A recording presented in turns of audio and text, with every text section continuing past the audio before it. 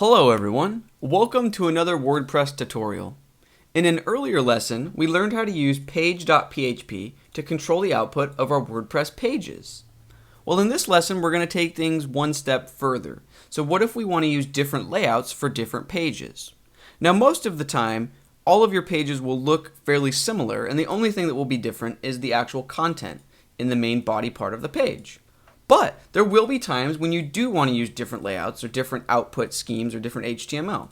So in this video, we're going to learn how to use conditional logic and page templates to do just that. So let's get started. Let's give ourselves a hypothetical task.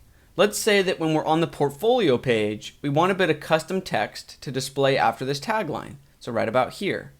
And we don't want that text to display on any other pages, only on the portfolio page. Now, perhaps this isn't the most intelligent design choice, or maybe this doesn't make sense in a real-world scenario, but I think it'll be a good proof of concept. So the idea is that we already have a header file that is used on all pages. So how can we make a change in this one header PHP file that only shows on one actual page? We're going to use something called conditional logic. The code will look like this. We'll drop into PHP, and we're going to use an if statement. So we're saying if a condition is met, then we want to do something. So now, anything we place between this line and this line will run only if a condition is met. So here, in between these brackets, is where we define what condition we're checking for. So we'll say if we're currently on a certain page. Now, how can we signify the portfolio page with code? It's quite simple. If we're viewing the portfolio page, we can see that in the URL bar, it ends with ID equals 14.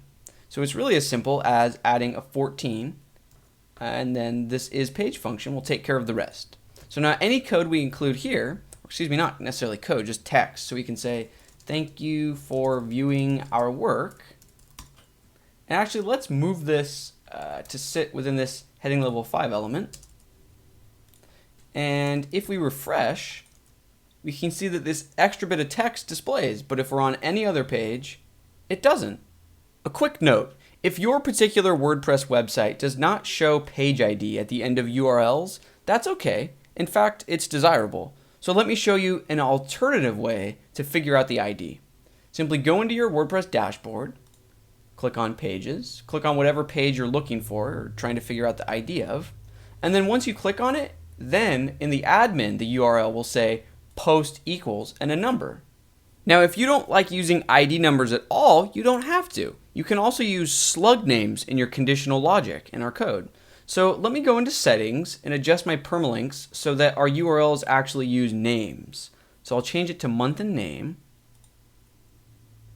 So now if we go back to our website and we click on portfolio again, you can see that the URL does not have a page ID. It's simply portfolio. So that means portfolio is the slug name for this page. So an alternative way of adjusting or using our conditional logic would be to get rid of the 14, the ID, include quotes, and say portfolio. So if we refresh, we can see that the exact same behavior is still in place. Now, I'll be the first to admit that this exact example isn't very exciting or terribly useful to include extra text in the header, but it's a proof of concept. The point is that you now have conditional logic in your toolbox. Now, anywhere in any of your theme files, you can use conditional logic to display different menus or different content or different anything on any page. So that closes the first chapter for this lesson, conditional logic. Now, let's move on to something different. What if we actually wanted a different template file to power this portfolio page? So currently page.php, this is powering all pages. But what if we had changes that we only wanted to show on this page and they weren't subtle enough to just use conditional logic? What if we actually wanted an entirely different template? Well, WordPress makes that incredibly easy to do. We simply create a new file in the theme folder and name it page dash, and then we can include either the slug name of the page that we're targeting or the ID number of the page. So we could either include 14 or we could spell out the slug and say portfolio. That's it. Now if we copy and paste code from page.php into this newly created file, we can customize this any way we would like. So for example, what if on the portfolio page we do not want to display the title? Just delete that line, refresh, you can see that it's gone. But if we go to any other page, the title is still present.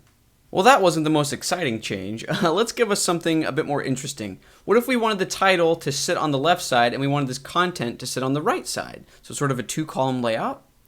You can do whatever you would like. So we could say column, container, give it a class of clearfix, say title column,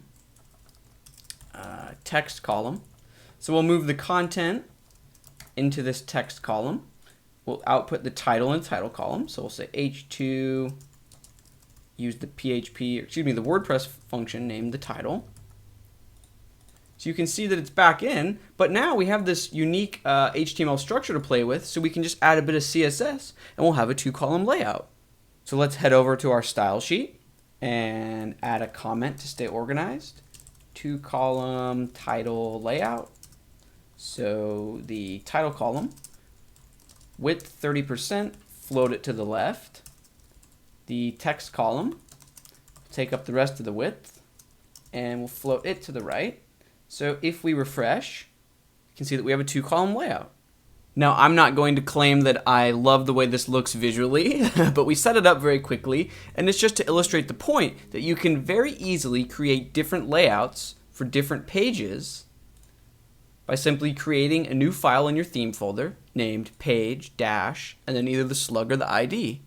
So now we've learned how to assign very specific theme files to very specific pages based on their name or ID. However, what if we wanted to create a template that could be used by multiple pages? So for example, you can see we have links down here in the footer, frequently asked questions, terms and conditions, privacy policy.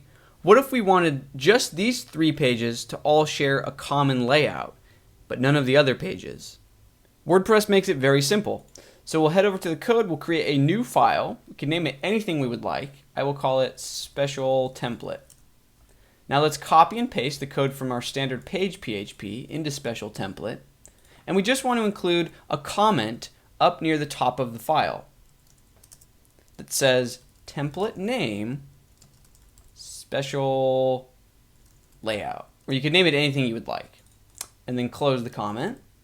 This comment is essentially registering the template with WordPress, so WordPress is aware that it exists. So for example, if we head over to the dashboard, click on pages and find one of the pages that is linked to from the footer, privacy policy will work.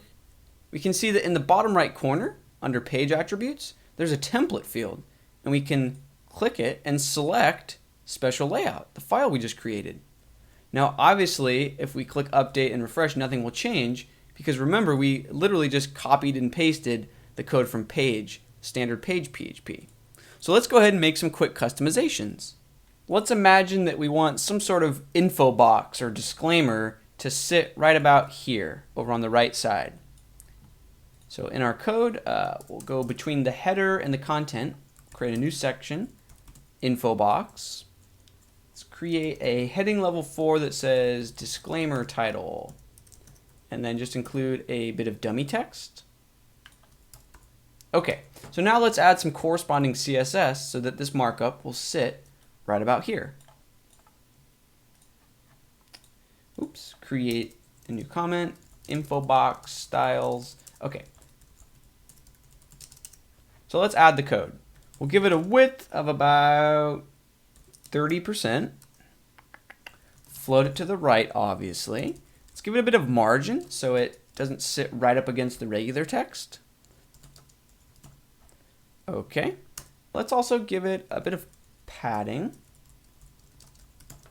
And then a really light background color. Let's also go ahead and adjust some of the text that sits inside the info box. So remember, we created a heading level 4. I don't really want there to be too much space below the header. So margin bottom, only 5 or 6 pixels. And then let's make the dummy text quite small. So the paragraph text, font size, maybe 85%.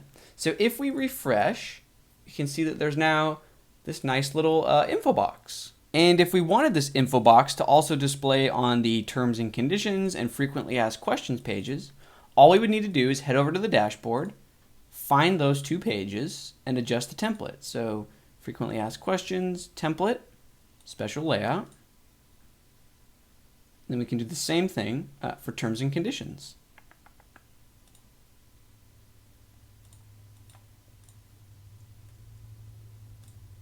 Okay, so if we refresh, there it is. And if we go to terms and conditions, there it is. So this is useful because if you imagine you have maybe 10 or 20 pages and you want to include a uniform text box, if you ever down the road make changes to this text, now you don't have to go to 20 different pages and update it. It's just in this one easy to update template file. So you can just change it in one spot.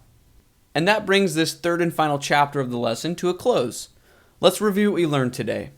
Number one, we can use conditional logic, an if statement, and then if that condition is met, so if we're on a certain page, we can include unique code.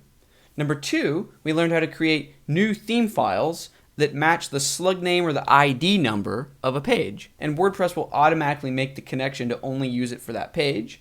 And number three, we learned how to create actual page templates that can be chosen from the WordPress admin screen. So we learned 3 different ways to send unique code to different pages. So that brings this particular lesson to a close. Thank you very much for watching. I hope you feel like you learned something. And stay tuned for more WordPress tutorials. Thanks. Bye.